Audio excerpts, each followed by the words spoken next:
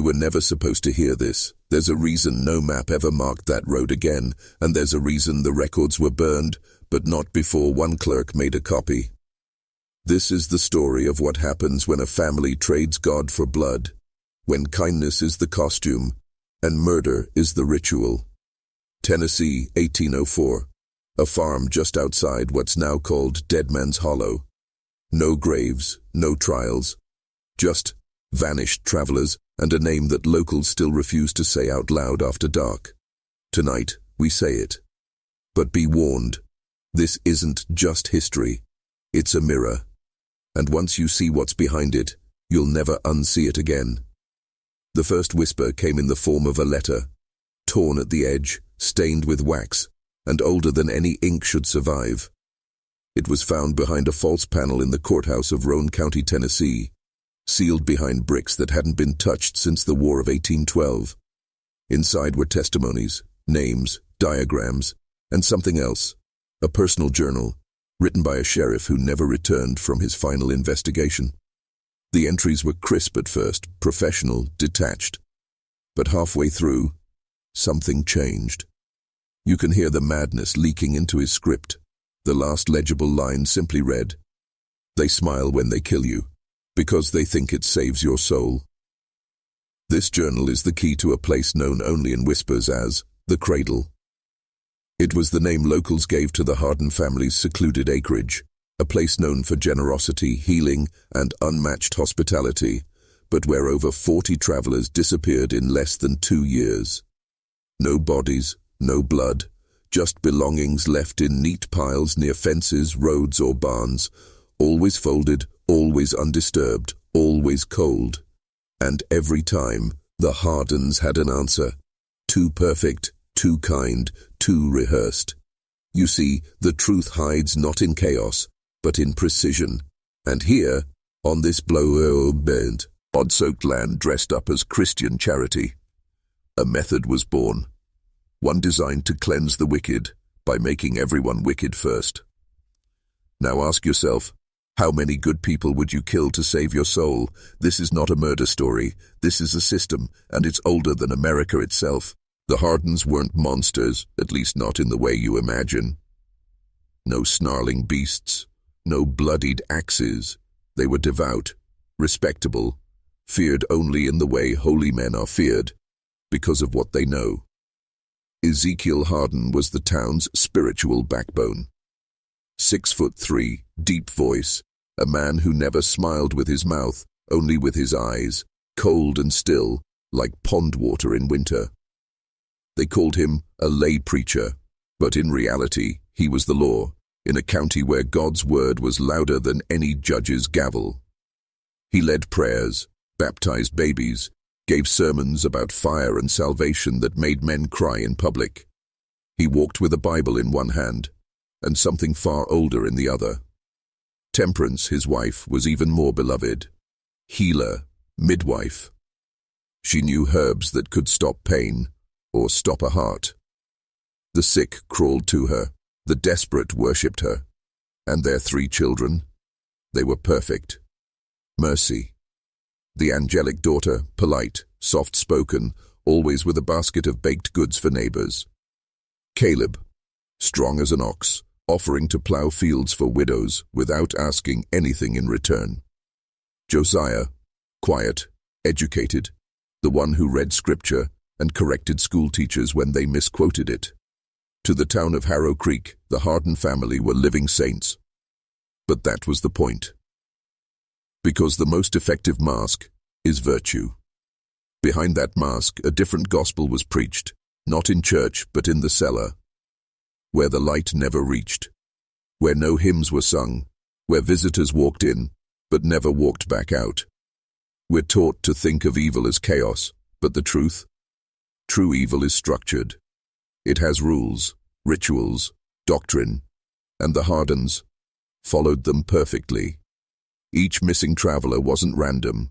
They were chosen, marked along the road by symbols carved into fence posts, seen only by the faithful, lured not with threats, but with kindness. Free food, warm beds, Bible verses, and always The same final gesture, a prayer offered at dusk, a single cup of wine, and a whispered phrase, "He that loseth his life shall find it." Tell me, would you have trusted them? Most did, and none came back. There's a reason the root cellar was built first. Not the barn, not the house, not even the chapel. When the Harden family arrived in Harrow Creek in the spring of 1796, they cleared land, cut timber, and dug. Locals thought it was for storing vegetables. They were wrong. It wasn't a cellar. It was a theatre. The structure was reinforced with double oak beams soaked in brine to resist rot. The walls were stone, dry laid but flawless. No gaps, no way in or out, without knowing the path. The roof, lined with pig fat and ash, an old European trick to muffle sound.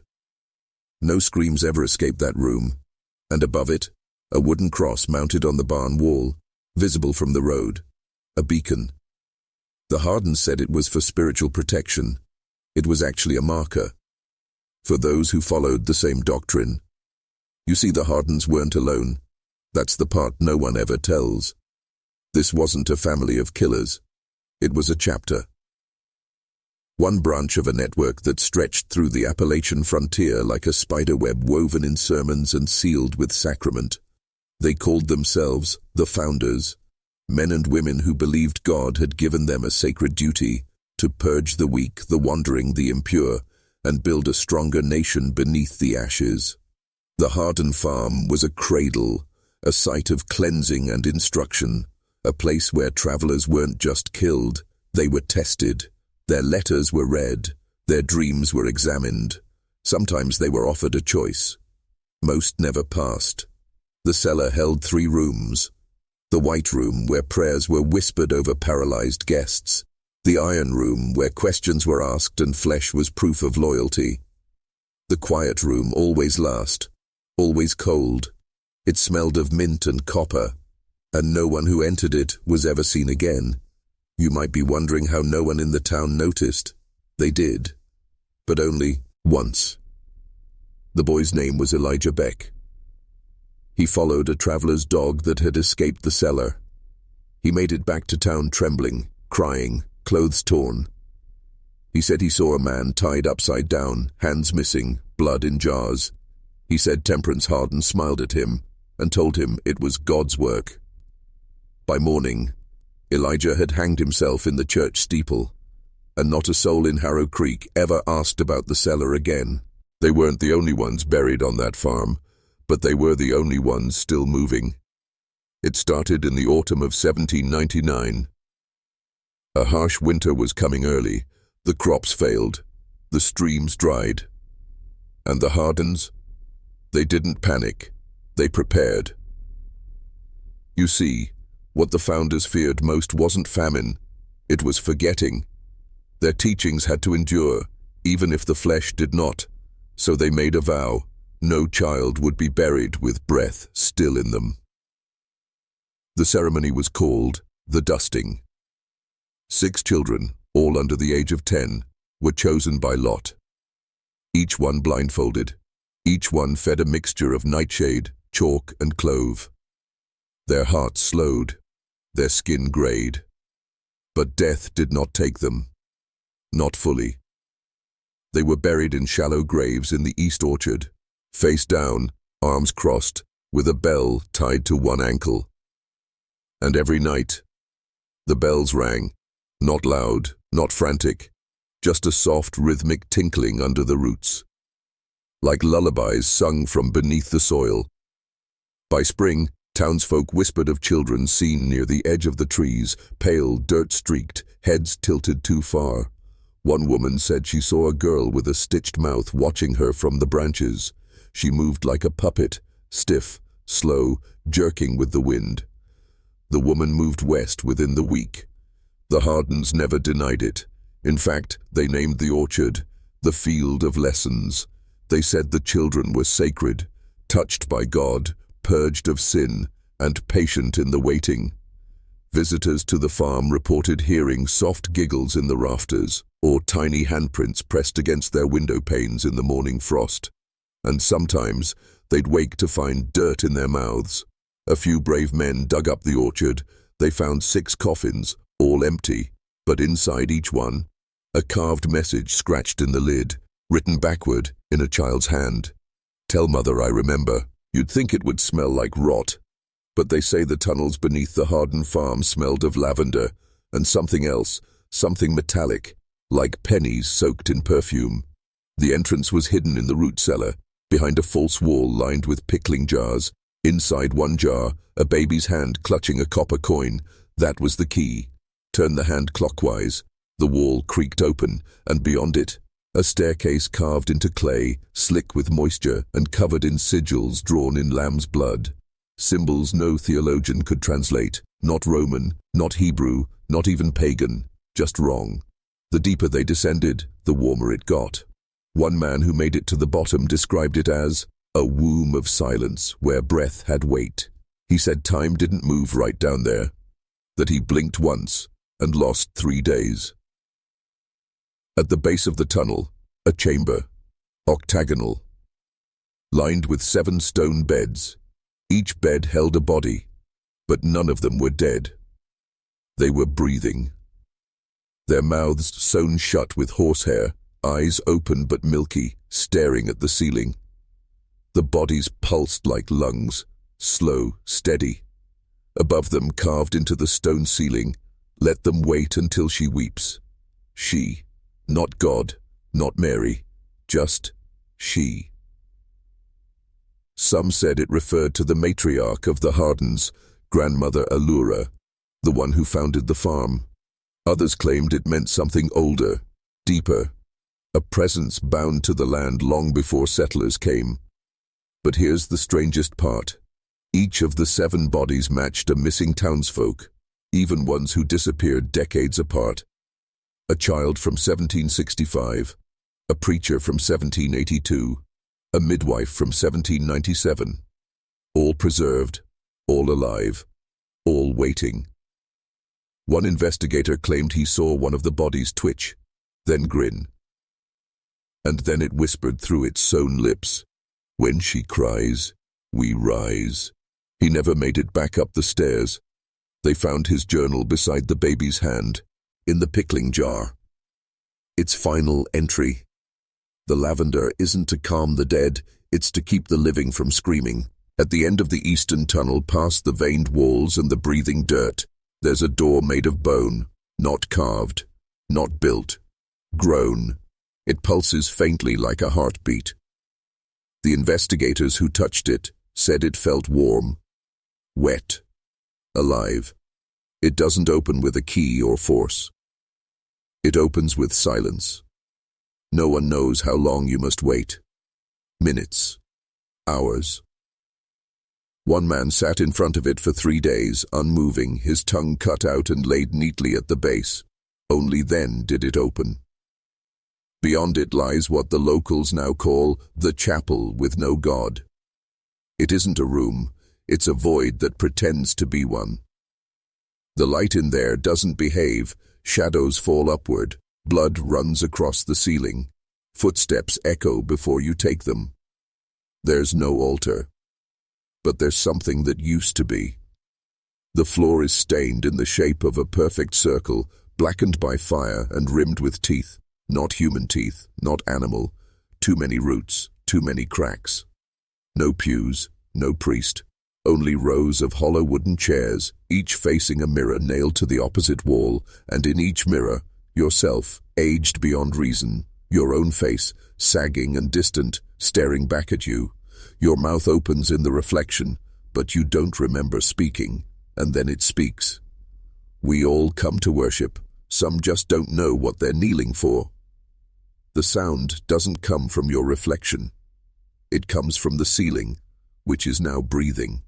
Veins stretch across the wooden beams, pulsing faster. The air thickens. Something massive stirs above the rafters, never seen, only felt. A pressure behind your eyes, a taste of iron in your mouth.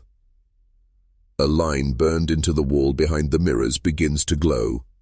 Faith is not required, only flesh. The door seals behind you. One man escaped this place. Just one. He never spoke again. But he drew. He filled 300 pages with frantic sketches. The last on is a congregation of eyeless people bowing before a throne made of children's bones. Sitting on it, a woman with no mouth, no eyes, no skin, but her hands were outstretched like a mother welcoming her child.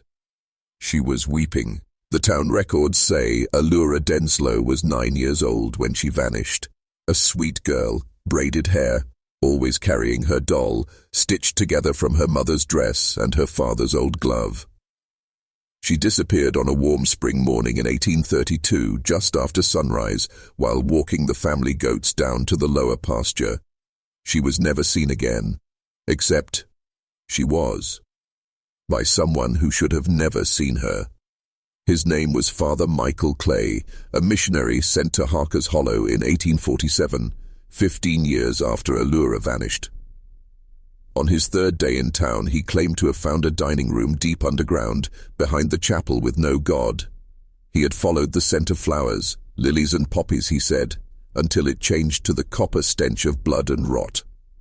The room was stone, oval, windowless, lit by a single chandelier made of infant ribs. And in the center was the table, a long wooden table, much too wide for the room, as if it had been built first and the room grown around it. Each place setting had a plate, a spoon, and a full glass of milk.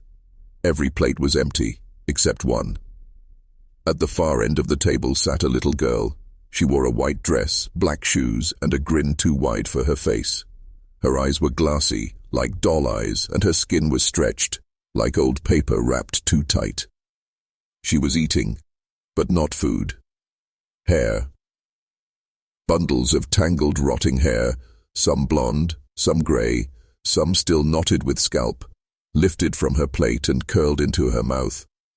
She chewed politely, delicately, joyfully, when Father Clay whispered her name. Allura. She stopped. The girl looked up with those hollow eyes, and whispered back, I can't stop. If I stop, she comes.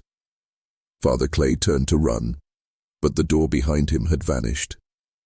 Instead, on the wall now stood portraits, oil paintings of other children, mouths stitched shut, eyes wide with terror. Each frame bore a name. All of them were missing children from surrounding counties, some dating back to 1769. And beneath Allura's own portrait, scratched into the wall in fingernail-deep letters, the first course. Father Clay escaped. He ran until his heart gave out on the steps of the sheriff's office. In his clenched hand was a scrap of fabric, a child's dress, half silk, half leather, still warm, still bleeding. When the Denslow homestead was torn down in 1849, the land was supposed to be abandoned, but loggers kept reporting the same thing. Their axes wouldn't cut, not through trees, not through dirt, not even through air. They'd swing and hit nothing, or worse, hit something that screamed. The sheriff's men tried to dig the place out, hoping to find the root of the strange tales. Instead, they found roots that bled. A shovel struck something soft and gave a human moan. They uncovered what looked like a vein, pulsing, wet, the size of a garden hose. They followed it. It led to the blood well. The blood well wasn't a structure. It was a hole in the earth, roughly 12 feet wide, rimmed with smooth black stone that no one could identify. At first glance it appeared dry, but if you leaned over it, if you dared to look down, you could hear something, breathing, shallow, rattling, diseased, as if a dying animal had been dropped into the bottom of the pit and left to rot. But this was no animal. A local boy named Silas Grigg, only 11 at the time, climbed down on a dare. He never reached the bottom. His rope, tied to a tree, had 50 feet of slack, but at exactly 31 feet, the rope froze. Not stuck. Frozen, mid-air. Silas dangled there, screaming, flailing, until the sound of a woman singing echoed up from the pit. The rope began to pull downward, slowly, like molasses.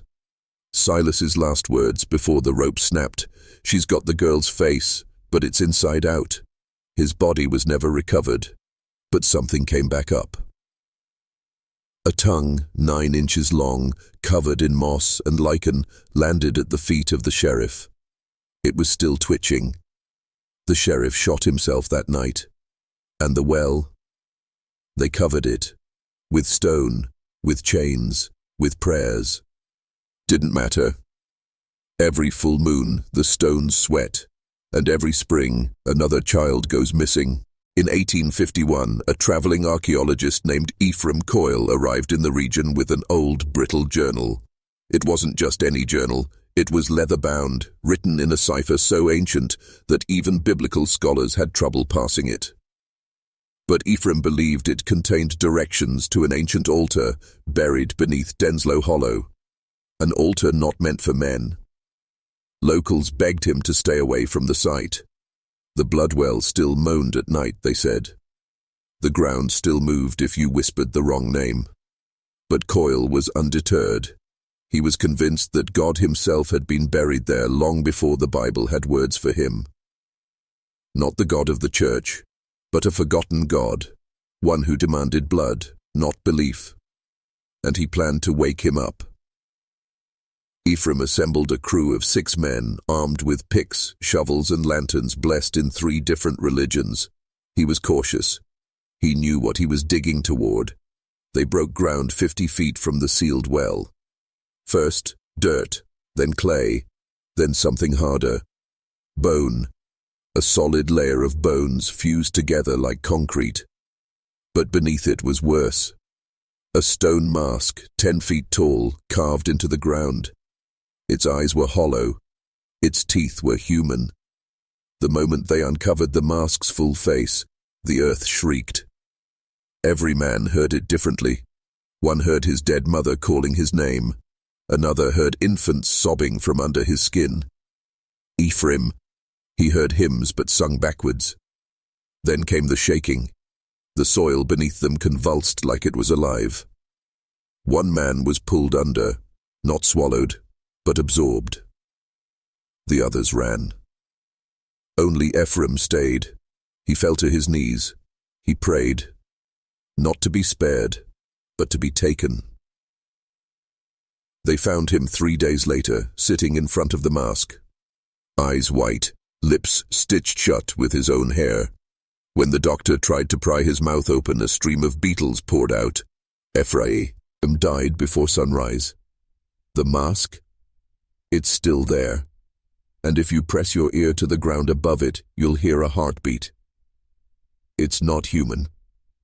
It's waiting. They called him Jonah Marr, a soft-spoken farmer who never raised his voice, never missed church, and never harvested during the daylight. By 1854, Jonah had inherited the north pasture, the one that bordered the hollow. Locals refused to go near it. The ground there was wrong, too dark, too wet. Some said it breathed when the moon was full. Jonah didn't care. He plowed it anyway, not to plant food, but to bury things. It started with birds, dozens of dead sparrows laid out in perfect lines. Then stray dogs, wild pigs, even deer, all skinned and sorted like ritual offerings. Neighbors began whispering, children disappeared. But every time the sheriff came to question him, Jonah was ready, polite, calm, clean clothes, no evidence, except for the black soil under his nails, so black it shimmered. In September, his wife walked into town barefoot, covered in mud and blood. She'd bit off her tongue. All she could do was point toward the pasture. By the time anyone got there, Jonah was waiting, kneeling in the furrows, shirtless, eyes closed, arms open, and behind him, rows of open graves, some old, some fresh, some moving. The priest tried to exorcise the land. He read scripture, tossed holy water, drove iron stakes into the earth. The earth spat them out. That night, the priest's body was found nailed to Jonah's barn, with his spine braided into the rafters. Jonah didn't run. He simply waited in his rocking chair, said he was just a servant, said the roots are hungry. The state tried to burn the field. They failed. The fire turned blue, then green, then rose like a column into the sky before vanishing. When the smoke cleared, the pasture had grown, twice its size. They arrested Jonah, locked him in a padded cell. He never ate. He never drank. But for 13 years, he never died. When the guards found him slumped over one morning, they discovered his final act. He'd carved into his own chest the shape of a plough, and beneath it a message, "I was only feeding what you forgot to bury." They say the pasture is still there. Nothing grows, nothing rots. But if you kneel in the furrows and press your hand to the ground, you'll feel teeth, waiting for your offering. They named him Emery Vale, but in hollow lore, he's only remembered as the child who refused the grave. Born in 1867, Emery was stillborn, no pulse, no breath. His mother screamed herself into unconsciousness, but 3 hours later, as the undertaker prepared to wash the body, Emery gasped, and then he screamed back. His skin was cold, and his eyes were clouded over. Doctors said it was a mistake, some fluke of oxygen. But Emery died again just 2 months later. He tumbled down the stairs and broke his neck, buried in the churchyard. 3 nights later, the grave was empty, and Emery was back in his crib, smiling. By his 9th year, Emery had died a dozen times, bitten by a snake, drowned in a pond, hit by a wagon, and always he returned. But not unchanged. Each time something more ancient looked through his eyes. His voice deepened. His drawings turned violent. He began speaking in tongues no one could trace. The townsfolk grew terrified. They called him a demon, but his mother refused to give him up. So they took her instead. After her disappearance, Emery changed. He never spoke again. He lived in silence, walking the hollow at night, barefoot through snow, through rain, through cemetery gates that opened on their own. People began to say it out loud. That boy doesn't belong to the living, but he's not done with them either. In 1883, the church took action. They performed a mass exorcism, tied Emery to the altar, read scriptures until their throats bled. The next morning, every crucifix in town had rotted and the altar was covered in ash and feathers, and Emery vanished.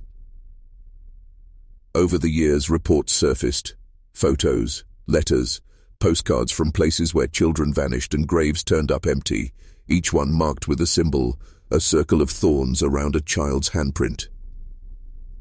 In 1912, a traveling photographer snapped a picture of a school group in Montana. There, in the corner, a boy with clouded eyes, not aged a day, smiling. They say Emery still walks among us.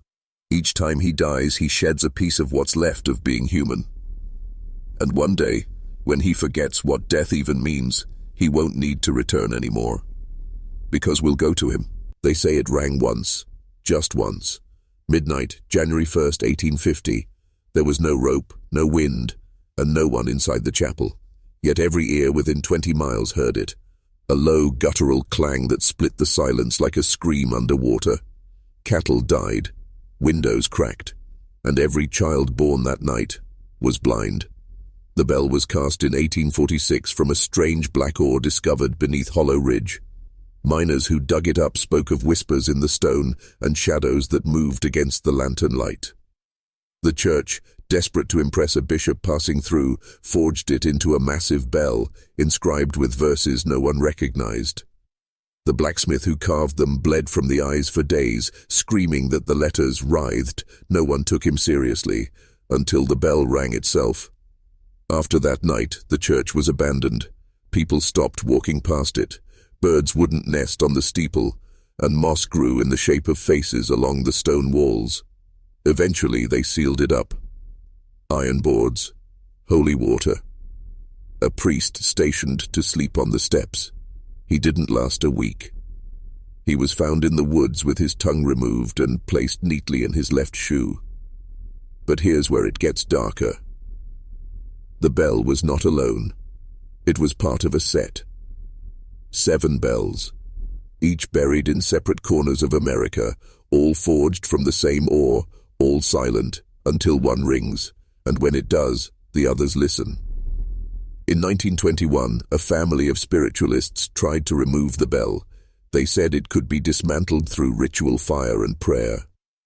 They brought goats, candles, incantations drawn from a Babylonian codex no one had translated in centuries. On the 3rd night, the sky opened. Not with lightning, but a sound, not a peal, not a crash, but a chorus, and then silence. The family was gone. Their tent stood intact, dinner still warm on the table. Only one thing was left, a recording device, all spinning. The last thing it captured, 6 have not yet heard, but they are listening.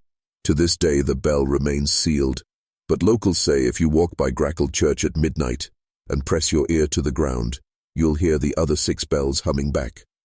Waiting. They found it buried beneath a desert floor in 1867. A shallow basin filled with what appeared to be ordinary salt, until you touched it. It wasn't cold. It wasn't warm. It was alive. Every grain vibrated. Miners in the New Mexico territory came upon it while drilling for silver. One dropped his shovel, kneeled down, scooped a handful, and stood completely still for over 7 hours. He was whispering something. No one understood the language.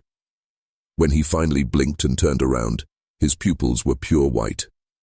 He said only 3 words before biting off his own tongue. "It knows me." Scientists from back east took interest. A team of geologists and linguists arrived by train and set up camp. They extracted 3 pounds of the salt for testing. Only 1 crate arrived. The other 2, empty. Wood splintered from the inside. 1 railway worker went missing. The other was found inside the boiler furnace, smiling. They ran tests on what remained. The salt responded to sound. Certain frequencies made it form symbols, ancient ones.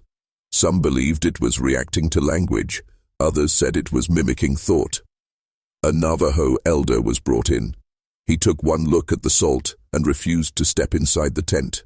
He called it the cradle of memory and claimed it was a remnant from before humans walked upright, a leftover from the first lie ever told.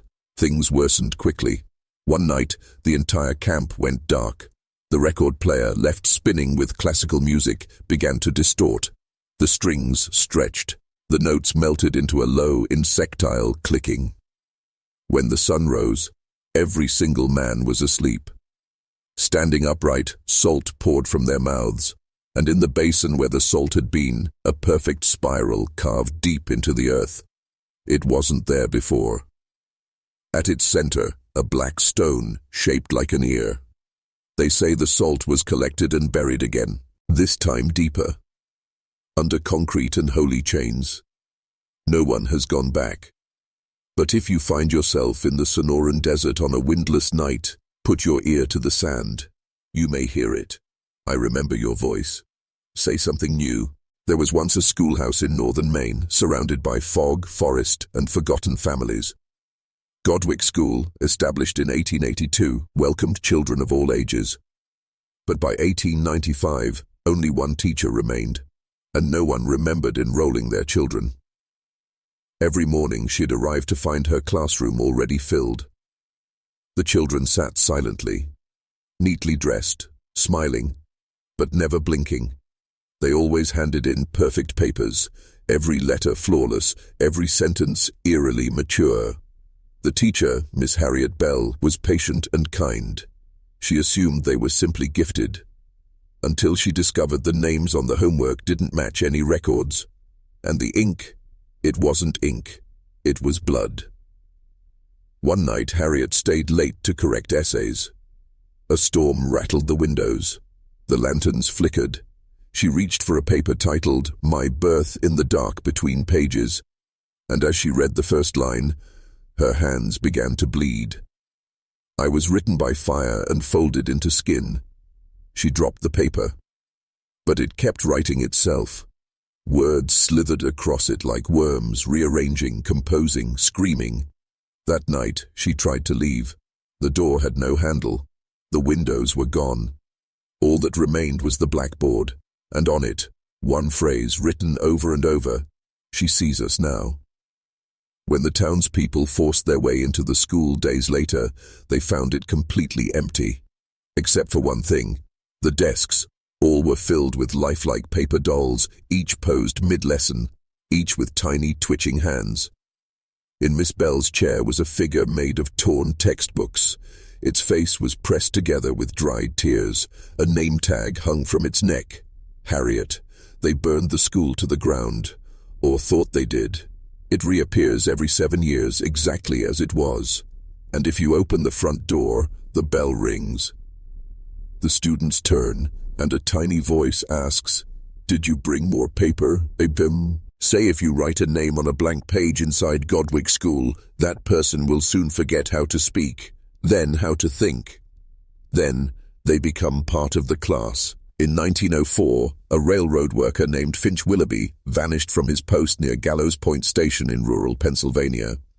He was last seen checking his pocket watch, which had reportedly stopped, at exactly 2:13 p.m. Nothing about Finch seemed special. He was quiet, routine, never late. But when he disappeared, something bizarre happened. The train he was signaling never arrived. Not late, not derailed.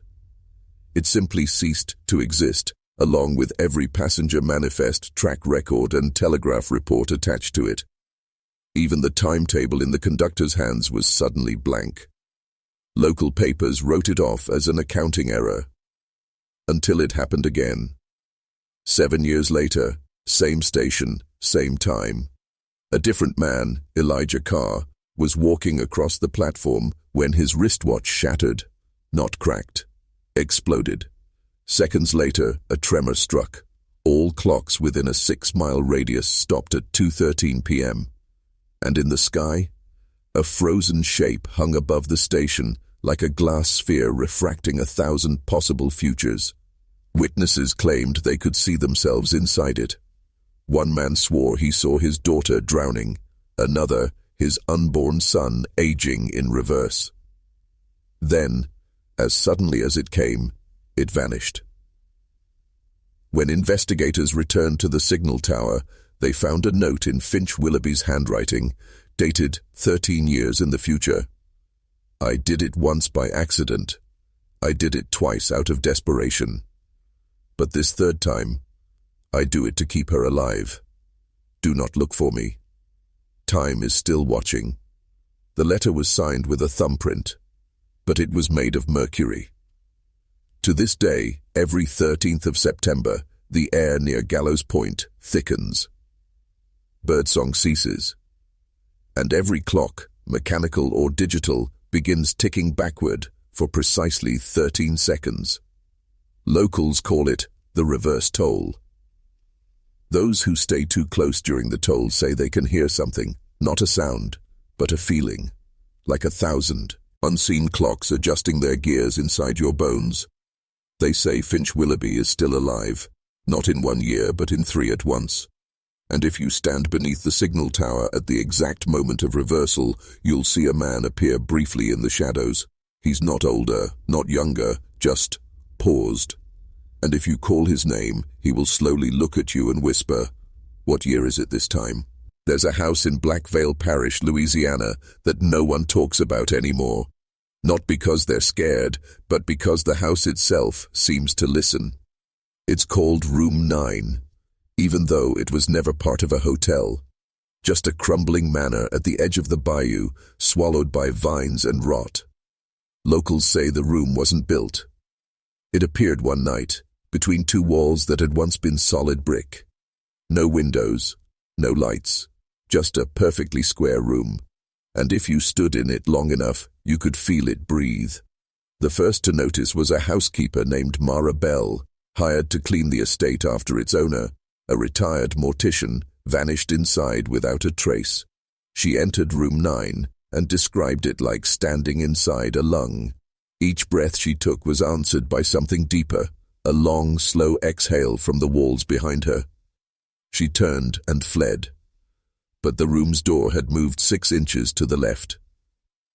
Every person who entered room 9 afterward reported something different. A boy who vanished for 3 minutes returned crying, whispering, "The walls are made of skin." A priest claimed the air was filled with voices reciting names in reverse Latin, including his own. A botanist entered with a plant in her pocket. It returned petrified, like stone. But the strangest event came from a police investigator who visited alone in 1971. He brought a reel-to-reel recorder, left it on the floor, and sat silently in the center of the room for 9 minutes. When the tape was played back, there was breathing. Not his, but wet, labored, echoing from all sides. And then, "Please stop waking me. Please stop naming me." The officer never spoke again. His tongue was found stitched to the roof of his mouth by threads of human hair. Today, room 9 is sealed with rusted nails and salt, but on humid nights, passers-by swear the door expands and contracts, like lungs filling with the memory. And if you press your ear to the wall, you'll hear something shifting behind it, something patient, something that's learning how to speak in your own voice. They say one day the room won't need to be visited. It will visit you. In 1892, in the seaside town of Ashmere-on-Hollow, Massachusetts, a struggling artist named Elsbeth Crane was hired to paint a post-mortem portrait of a young girl named Vivian Lockmore, the only daughter of the wealthiest family in town. Vivian had drowned under mysterious circumstances. No witnesses, no bruises. Just her small body washed ashore, face frozen in a faint smile. The Lockmores wanted her beauty immortalized. But Elsbeth declined at first. She said, "I don't paint the dead." Then she saw a sketch left behind in the girl's belongings, a near-perfect drawing of a woman burning, mouth open, hands bound in vines. Vivian had signed it in reverse, E. Crane. Elsbeth accepted the commission the next day. She began the portrait in her attic studio. The canvas was massive, nearly 5 feet tall, but something strange happened with each sitting. She'd paint for hours, then return to find details added, a glint in the eyes, the curl of the lips, a new wisp of hair, strokes she hadn't made. At first she thought it was exhaustion, then paranoia. She locked the room, sealed the windows, even nailed shut the floorboards. But still, the portrait grew.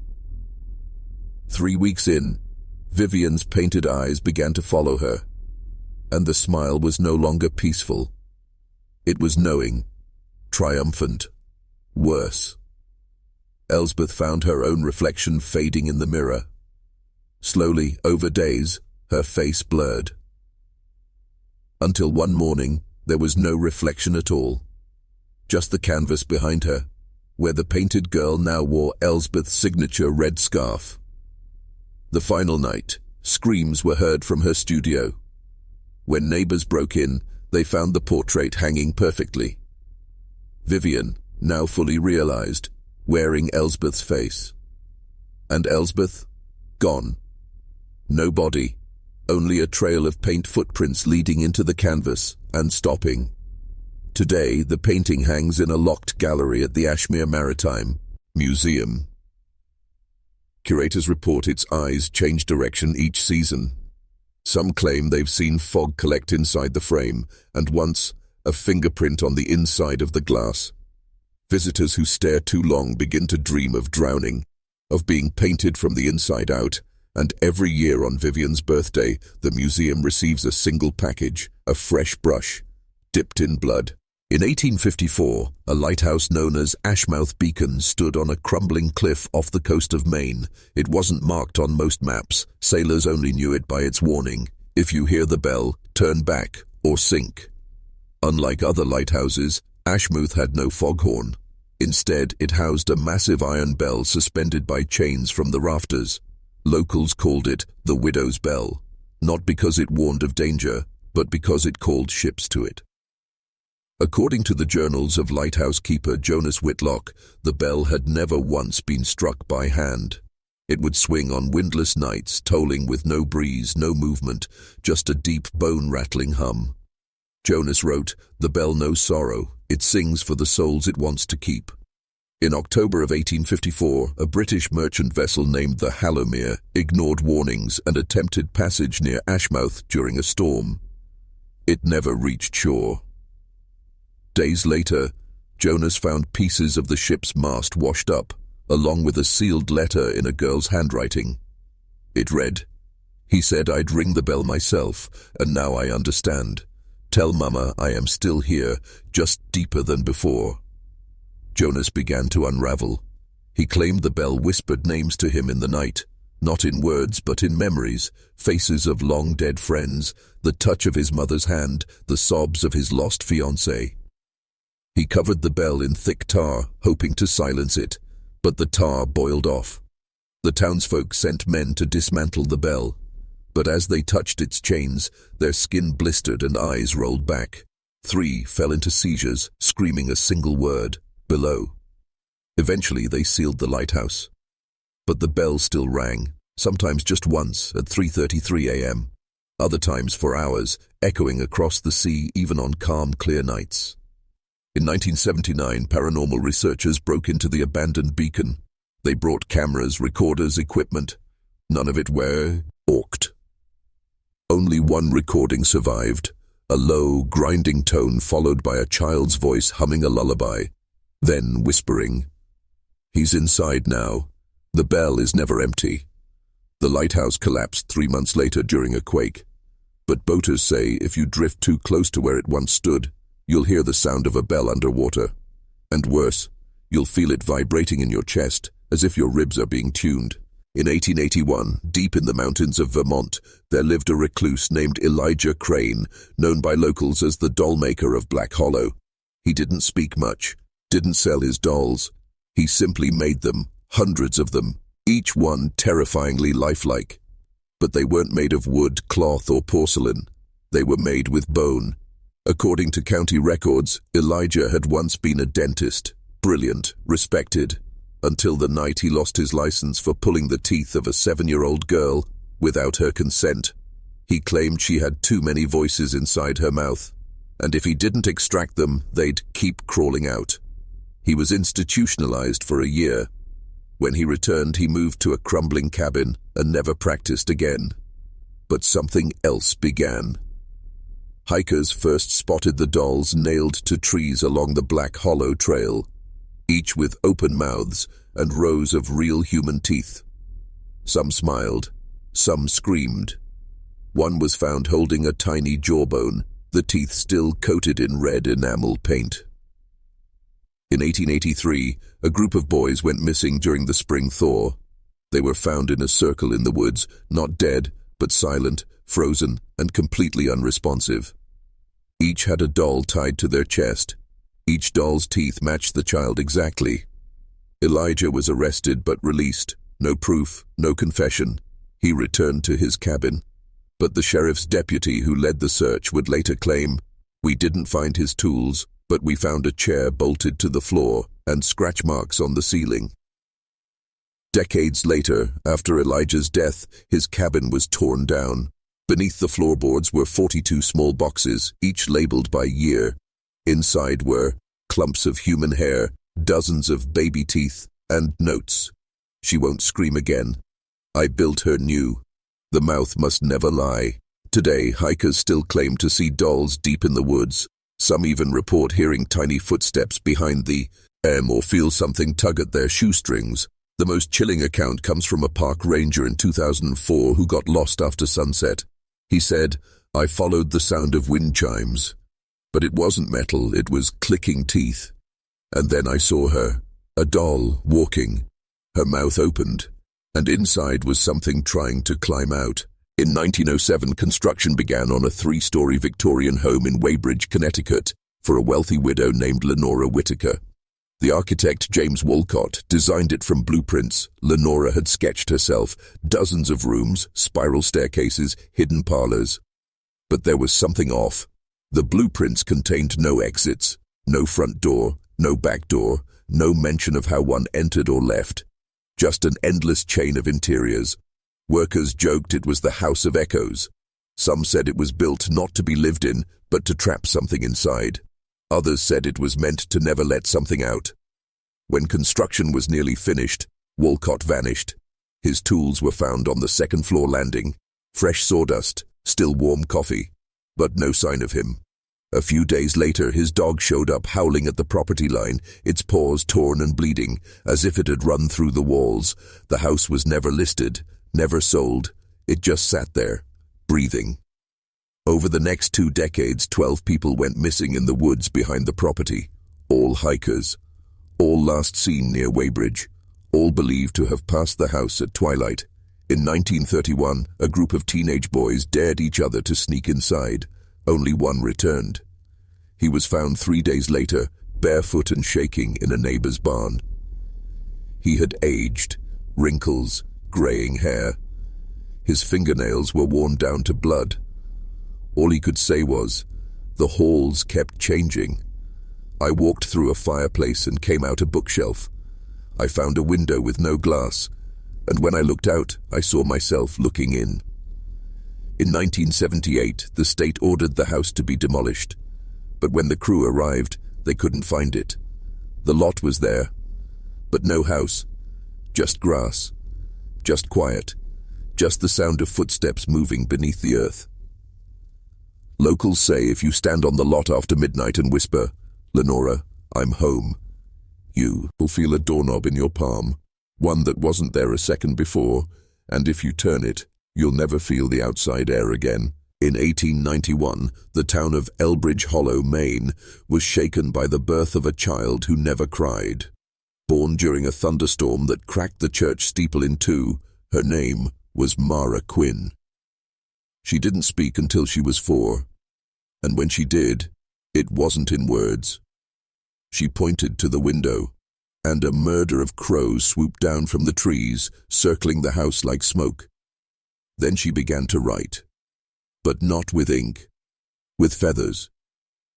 She would collect crow feathers from the forest, dip them in blackened water from a creek the locals feared, and scrawl strange glyphs into tree trunks, onto stones, even into the walls of her bedroom. No one could read them, but everyone felt them. People described unease, dreams of flying, and sometimes of falling. The crows followed her everywhere. They sat on telephone wires when she passed. They lined the school's fence posts. During recess, they stared at the other children until the playground fell silent. One Sunday, the pastor declared her a witch in bloom. That evening, a crow landed on the pulpit during service and screamed until the candles blew out. When they relit them, the bird was gone, but so was the pastor's voice. He never spoke again. Her parents tried to burn the feathers once. They built a bonfire and tossed them in, but the flames turned cold. Ash turned to ice, and one by one, the crows began to fall from the sky, twitching. Mara screamed for the first and only time, and when she did, the fire reversed. The coals leapt upward into the wind, and the crows rose too, now with glowing eyes. At 12, Mara vanished into the woods. No trace was found, except for a single feather nailed to her front door. Every year since, on the night of the thunderstorm, crows gather over Elbridge Hollow. Thousands of them. They fly in a spiral above the town, then disappear before dawn. Locals say if you stand in the center of the field and hold out your hand, a feather will fall into your palm, warm as breath, and if you write with it, the ink will be black fire. And the first word that appears is always your true name, the one you forgot when you were born. There is no record of Gallows Reach on any official map. It isn't found on GPS. No highway signs point to it. But travelers sometimes end up there, always by mistake, always when they've taken a shortcut the road never listed. They say the trees bend differently on the road in, that the sun feels closer but no warmer. Gallows Reach is a perfect circle. 16 houses, all identical in shape and size, arranged like numbers on a clock. In the center stands a massive wooden post, splintered, blackened, with 4 thick ropes still dangling from the top crossbeam. People don't talk about what it was used for, but they never walk near it. There are no children in Gallows Reach, but toys line the porches, rusted tricycles, dolls with hollow eyes, a jump rope tied too tightly around a cracked railing. If you knock on a door, someone will answer. They'll smile, too wide, too rehearsed, and they'll say the same thing. No one's been new here since the last one disappeared. The villagers never blink. Their eyes follow you, even when they're not facing you. Mirrors don't show your reflection in Gallows Reach, only theirs. Sometimes 5, 6, or 7 of them at once, standing behind you, even if you're alone. There's a legend carved beneath the town sign. The ones who watched the hanging now must watch forever. Every night, just before midnight, the entire village gathers in a silent circle. They face the gallows. They don't move. They don't speak. Sometimes you can hear feet dangling above the grass. But when you look up, there's nothing there. Just 4 ropes swaying gently in a wind you don't feel. Visitors who try to leave Gallows Reach often find the road behind them gone. They're GPS loops. The gas station turns into a barn. The barn turns into a church, and the church has no doors. But there's always one house left unlocked, and if you step inside it, it very still and don't speak until dawn, you'll be allowed to forget the village, for a price. They say the villagers take your name and give it to the next person who wanders in. In 1923, a young widow named Clara Merrin moved into a decaying estate on the edge of Coldwater Hollow. The house was known as the Briars, abandoned since the Civil War. She wanted solitude. Peace. A place where no one would remind her of the man she'd buried 6 months prior. She found something else instead. In the attic, beneath sheets stiff with time, was an enormous canvas. Blank, but warm somehow to the touch. And beside it sat an antique easel still upright as if waiting. Clara didn't paint. But every morning something new appeared on the canvas. At first it was abstract, a smudge. Then a silhouette. Then hands, pale and familiar. By the 4th day, she recognized the figure taking shape. It was her husband. Not as he was when she buried him, but as he had been when they met, alive, vibrant, reaching toward her from inside the painting. She became obsessed. She stopped eating, stopped sleeping. She sat before the canvas, watching it paint itself, stroke by stroke, hour by hour. Sometimes the paint would drip backward, crawling up the canvas as if undoing time. Other times it painted with no brush at all, colors blooming from nothing. One morning she woke to find her husband's face nearly complete. He was smiling, but not at her, past her. Clara turned around. No one was there, but her reflection in the attic window was not her own. It was the woman in the painting, older, gaunter, with hollow eyes and stained hands. Clara screamed. The window cracked, and the painting changed. Now the figure was weeping. Paint tears ran down the canvas, thick as blood. Clara tried to destroy it. She set it ablaze. But when the flames died, the canvas stood untouched. Only now there were 2 people in it, one reaching out, one screaming. Neighbors say they heard music coming from the attic that night, a violin, then silence. The next morning, the Briars stood empty again. No sign of Clara, no footprints, no dishes, just the portrait, still wet. Today, the canvas hangs in a gallery in Charleston. No label, no artist listed. But those who stare too long say the people inside are still moving, still painting, still watching you back. And every so often, a new figure appears in the background. Someone no one remembers letting in. In the early spring of 1906, a traveling architect named Miles Thorne was hired to inspect a crumbling manor deep in the Virginia pines. Locals called it Rosewake, though no one remembered why. The house had stood empty for decades, abandoned according to maps, but lived in according to anyone who got too close. Miles didn't believe in superstition. He believed in walls, beams, and blueprints, so when he arrived and found the front door already open, he stepped inside without hesitation. That was his first mistake. The air was thick, not with dust, but with breath, as though the house itself had lungs. The floors whispered beneath his boots, portraits blinked in his peripheral vision, and the grand staircase seemed to change length each time he turned his head. Still, Miles pushed forward.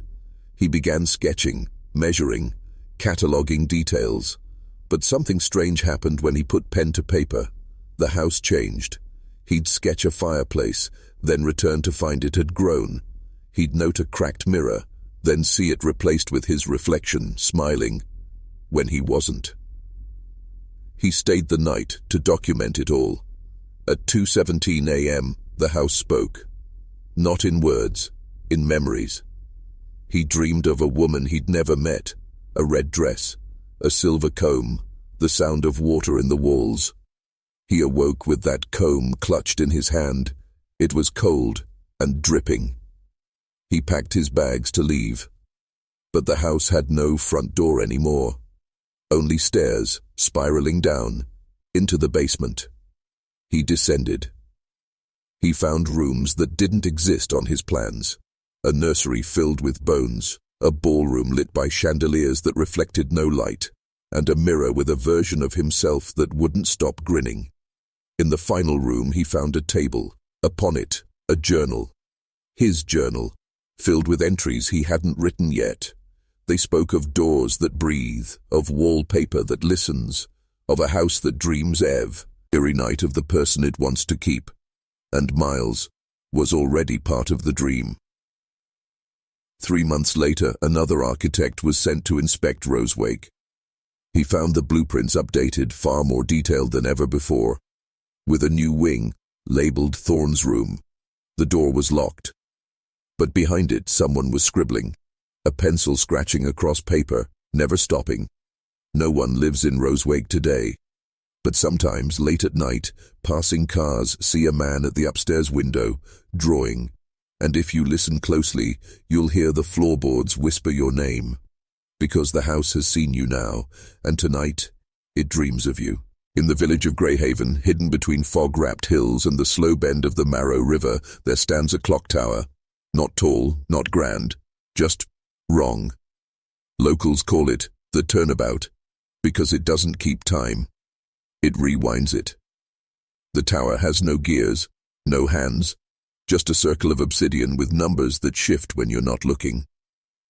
Children dare each other to touch the base, and some come back claiming to remember things they've never lived. A 9-year-old boy reciting Latin. A teenage girl screaming the name of her own unborn son. The townspeople don't go near it. But one man did. His name was August Pell, a horologist, a man obsessed with time. He heard of the tower in a forgotten ledger at an auction in Prague. It was listed as the reversal clock, origin unknown. With a scribbled note beside it, he who listens hears tomorrow, he who watches sees yesterday. So he went to Greyhaven. The air thickened the closer he got. When he arrived, the tower was silent. No birds, no breeze, just the tick of something that didn't exist. And then it opened its eyes. Not literally, but August felt it. He stepped inside, no stairs, just a ladder that descended, even though the tower went up. He climbed down. Each rung grew warmer until his hands blistered, then went cold again until he lost all feeling. At the bottom, a single room with a mirror. But it wasn't his reflection staring back. It was him, yes. But younger, eyes brighter, lips whispering something on repeat. Don't wind it. Whatever you do, don't wind it. August touched the mirror. His hands went through. He found himself in a room that wasn't real. Time flowed upward, like smoke. Photographs peeled themselves backward into negatives. Ashes leapt into flames and returned to candles. He saw people walking in reverse, mouths unspeaking, hearts unbeating. He wondered for what fights earned, felt like hours, but his watch spun counterclockwise, faster and faster until the hands snapped off. And then he saw the clock. Not a clock, a spine, twisted into numerals. It pulsed, waiting. He reached out to touch it. The world shattered like glass, dropped in a vacuum. August woke on a cobblestone street. No memory of who he was. A strange silver scar curling around his wrist, like the winding path of a clock spring. He lives in Greyhaven now. The villagers say he's always been there, though the records show he just arrived last week, and next week, and 10 years ago. Every night he dreams of a mirror and hears himself whisper, "Don't wind it." But his hands? They're always winding. And the tower, it's watching and counting. The farmer's ledger, a blood-stained account. The barn was a monument to cruelty, but it was the ledger tucked behind a false wall that changed everything. When authorities finally stormed the property in 1807, they weren't prepared for what they found. The wooden beams were scorched with age, the floor stained with something darker than mud. But it was the crude leather-bound book, buried beneath floorboards under the feed trough, that turned the investigation into a waking nightmare. Each page was dated with eerie precision, listing names and initials. Some entries simply read, "Girl, 9" or "Traveler, paid." Other lines included chilling phrases like, "Screamed too loud, handled," or "Kept for longer, useful." Dates stretched back nearly 2 decades. Some matched missing persons records from nearby counties. Others belonged to names no one could trace, suggesting they were either forgotten or never missed at all. What made it more grotesque was the systematic nature of the notes. It wasn't random violence. It was a business, a ritual, a process. This wasn't the work of one man losing control. It was a family operation refined over years. There were symbols too, crudely drawn pentagrams, astrological charts, and what appeared to be ritualistic shorthand. Some speculated the family was involved in occult practices. Others believed the symbols were simply madness given form. Then came the last page. Written shakily, as if the author was bleeding or dying, it read, "They know. They're here. The pigs must eat fast." It was signed with the same initials found on a dozen earlier pages. RB authorities believed it stood for Reuben Blackstone, the patriarch of the farm. But Reuben's body was never found. Neither were 2 of his sons. Only shallow graves and bone fragments remained, the rest consumed by hogs, by fire, by time. That ledger now sits in a sealed evidence vault in Franklin County. No official photographs exist, and those who've read it claim they dream of the barn afterward. Always aflame, always echoing with the screams of the ledger's victims, the girl in the cellar. Long after the Blackstone property was seized and declared condemned, and long after the headlines stopped printing the horrors of Redemption Farm, one final discovery ensured the place would never fade into quiet memory. It was nearly 6 months after the raid. A county appraiser was sent to survey the land for auction. He brought along a local contractor to assess the damage to the foundation. That's when they heard it. Scratching. Faint. Ragged. Human. At first they thought it was rats or the wind moving through collapsed beams, but the scratching turned rhythmic, deliberate. It came from beneath the farmhouse's stone floor.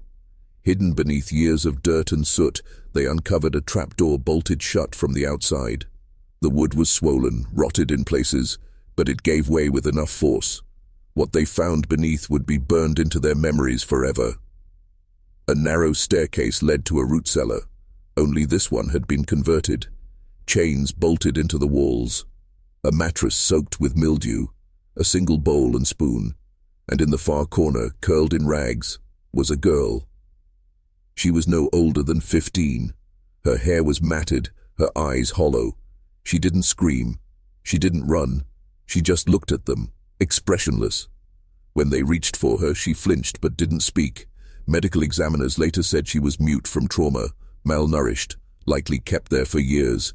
She had no name, no documentation. Authorities dubbed her Eleanor, after the storm that had delayed the search party weeks earlier.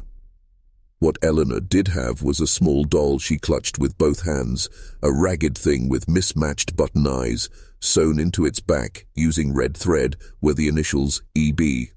Investigators speculated she may have been a descendant of the Blackstone family, possibly born in captivity. She never spoke, not once, but sometimes nurses swore she would whisper to the doll in the dead of night. One claimed she heard her say, "They're not gone, just waiting." Eleanor vanished from her care facility in 1810. No break-in, no signs of struggle, just an empty bed and a doll left behind, its eyes now torn out, the red thread dangling loose like veins. The trapdoor was resealed, the house was never sold. The hollow men who waited, years passed. The name Redemption Farm became a footnote in macabre folklore, buried under layers of local discomfort and silence. But for those who dared linger near the ruins, especially after dusk, rumors persisted. It began with whispers from hunters and vagrants who took shelter in the woods nearby. They spoke of figures standing motionless at the tree line, watching, not moving, always at a distance, always in pairs. These figures weren't dressed in modern clothes. Witnesses described long, tattered frocks, mud-caked boots. Some even claimed the figures wore burlap sacks over their heads, stitched shut at the mouth. Locals dubbed them the Hollow Men. Every time someone tried to approach, the figures vanished without a trace, but sometimes, just sometimes, boot prints would be found in the mud. Not recent prints, old ones, deep, as though left decades ago and untouched by time. One park ranger, Rob Gentry, made it his obsession. He set up cameras in the woods, determined to catch the truth. What he captured chilled his blood. In frame, just behind the infrared tree line, two shapes stood side by side, perfectly still. Then, in a single frame, gone. But when Rob returned to retrieve the SD card, he found something else in its place, a single burlap sack nailed to a tree with a rusted farming scythe. Inside was an old child's shoe, size 3, with the name Maybeth stitched on the sole. That same night, his daughter, Maybeth Gentry, woke up screaming at 3:17 a.m. She said 2 people had been standing in her closet. "They don't have eyes," she whispered to her mother, "but they watch just fine." The house was blessed. The woods were cordoned off. But it didn't stop the sightings. People still report them, still claim they follow, stand by roadsides, appear in mirrors. Once a camper claimed he awoke to find his tent unzipped, his boots missing, and 2 small burlap sacks placed neatly at the foot of his sleeping bag. The Hollow Men never speak. They don't chase. They simply wait.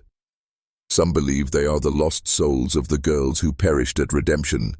Others say they are something older, something fed by pain, by ritual, by long-forgotten sins beneath the soil. Whatever they are patient.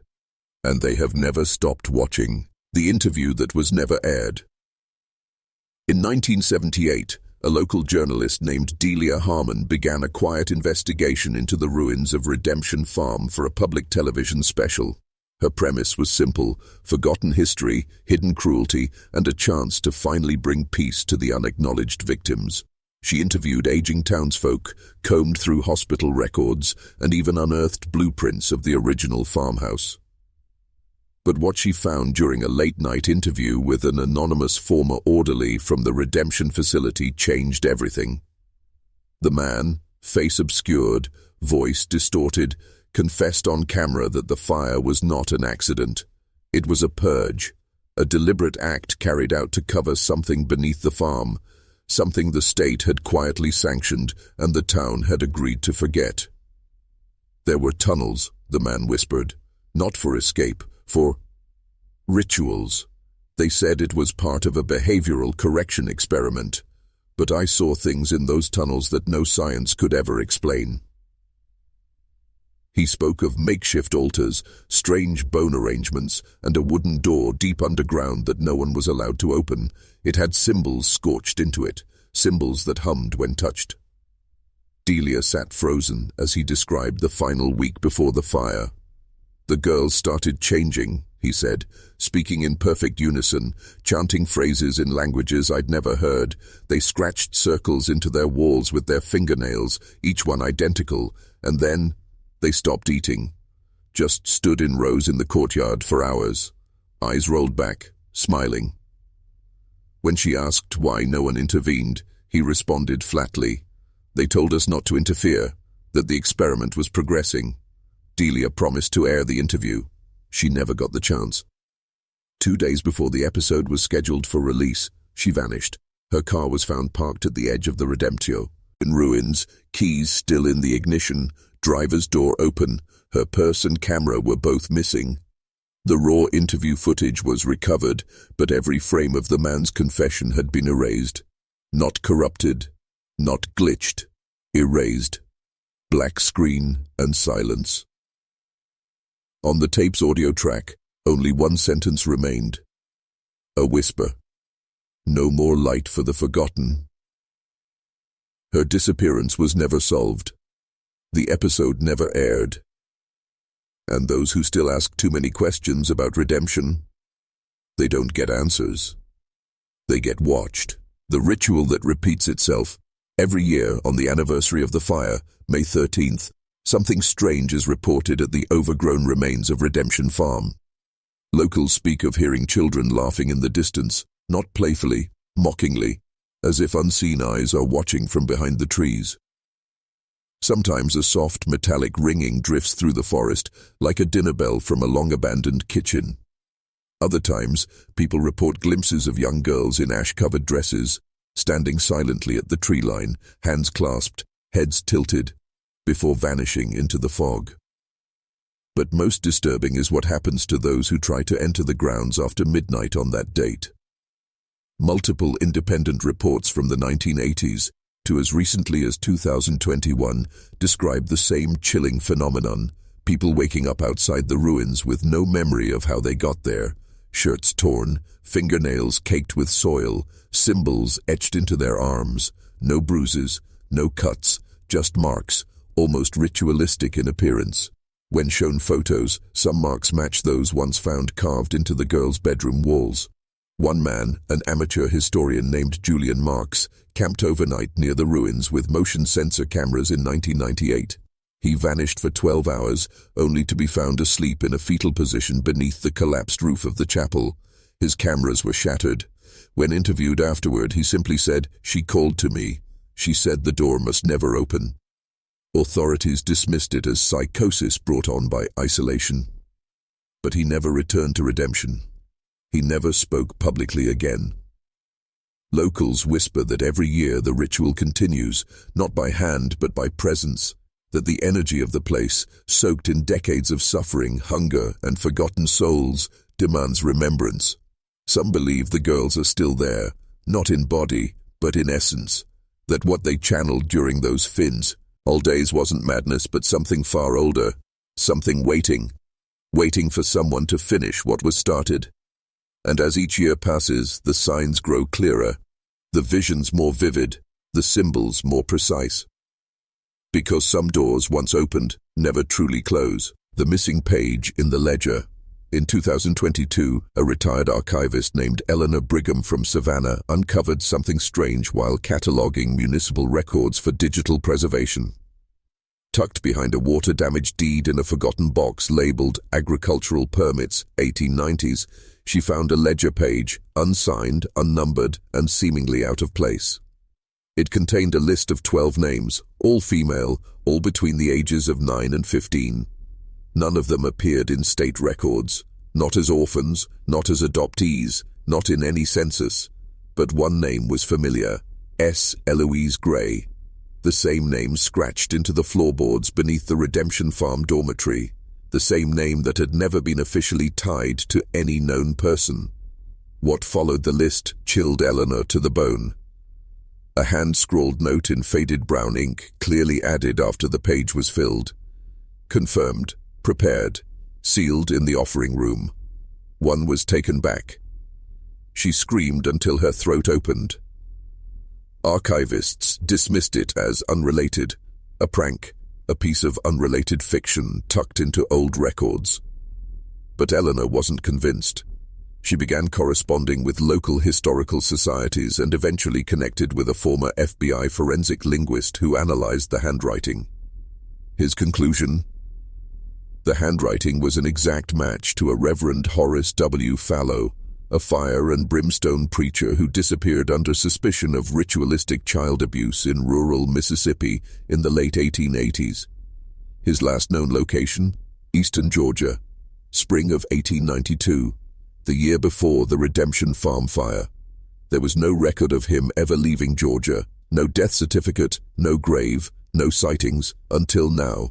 And that page, so easily overlooked for over a century, may be the only physical proof of who, or what, was truly behind Redemption Farm's horrors. Because if Reverend Fallow had indeed taken root there, then the bull girls were not just abandoned. They were selected. And what happened in that fire wasn't an accident. It was an offering. Whispers beneath the ashes. After the ledger page was leaked online by Eleanor Brigham's anonymous contact, a small group of amateur investigators and digital sleuths, some former clergy, some historians, began compiling evidence under a subreddit called Our Redemption Reckoning. One user, posting under the name Tallow Glass 1993, claimed to have grown up just 3 miles from the ruins of the Redemption Farm dormitory. He recalled, as a child, a recurring nightmare, one he shared with several other kids in the area. Each dream followed the same pattern. A circle of girls standing silently in the woods at night, hands linked, all dressed in old, singed clothing. Their faces were blank, like porcelain masks, but one girl, always the smallest, would break the chain and walk toward the dreamer. Right before waking, she would scream a name that no one could remember afterward. Dozens of people across Georgia began sharing similar stories after the page leak. The Reddit moderators dismissed it as mass hysteria. But then, things took a darker turn. A well-respected folklorist, Dr. Anika Chowdhury, joined the subreddit and dropped a bombshell. She traced the dream pattern, girls, ash, chains, screaming a forgotten name, back to Gullah and Appalachian folklore dating as far back as the 1700s. The stories described an ash maiden circle, a ritual of forced obedience practiced in rogue religious sects. It was a method of binding children, particularly young girls, to silence, using fire, isolation, and psychological terror. Dr. Chowdhury believed Redemption Farm might have been the final iteration of that dark rite. But before she could publish her findings, her university email account was deleted, her website went offline, and her personal phone number was reassigned. All within 48 hours.